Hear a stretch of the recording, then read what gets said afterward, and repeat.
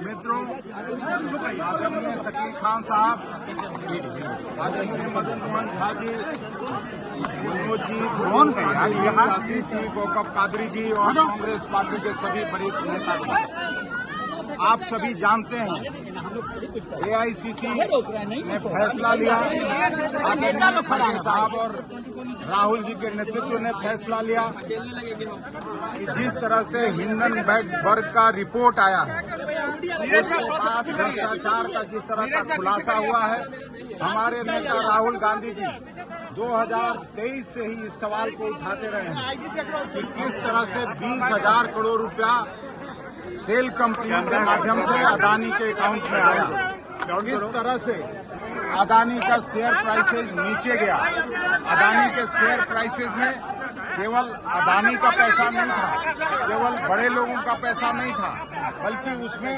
देश के करोड़ों गरीब जनता का पैसा था और करोड़ों अरबों रुपया उनका बर्बाद हुआ।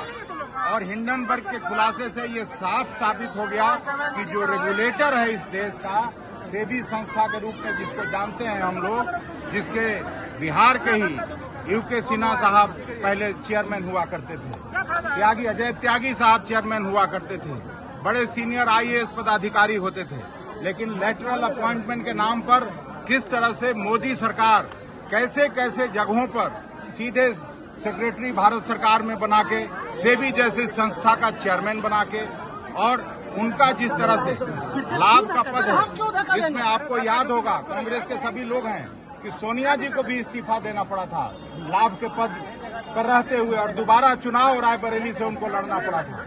तो ये क्या चीज है भाई कि ये नहीं हटेंगे, इनको तुरंत बर्खास्त किया जाना चाहिए।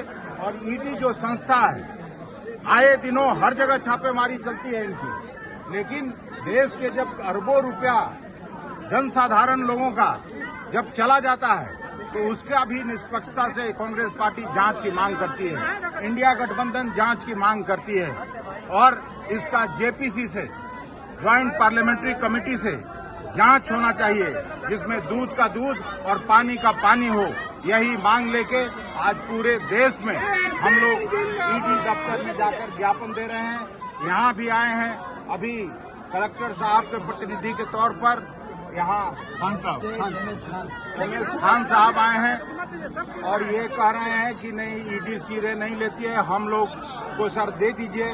तो हम लोग इनकी बात एडमिशन आइए धीरज जी DM साहब के माध्यम से हम लोग अपना ज्ञापन खान साहब को देते हैं, भरोसा करते हुए ED तक पहुंचा दिया जाए, और नहीं तो हम लोग ED दफ्तर का फिर से घेराव करने का काम करेंगे।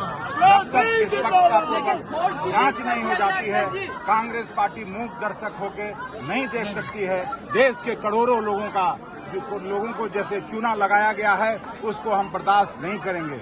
और ये कोई नई बात नहीं है। नैतिकता की दुहाई देने वाले प्रधानमंत्री जी का कल ही ऑलरेडी इलेक्टोरल बॉन्ड के माध्यम से सुप्रीम कोर्ट ने उजागर किया, और ये हिंडनबर्ग के रिपोर्ट के बाद ये पूरा इसका खुलासा हो गया। आजादी के बाद देश में ऐसा कभी भ्रष्टाचार हुआ नहीं। हम इसके निष्पक्ष जांच की मांग करते हैं। और ये इसको दिखा दीजिए, ऊपर इसकी फिटमेंट में थोड़ा सा कैमरा को दिखा दीजिए। हाँ चलिए।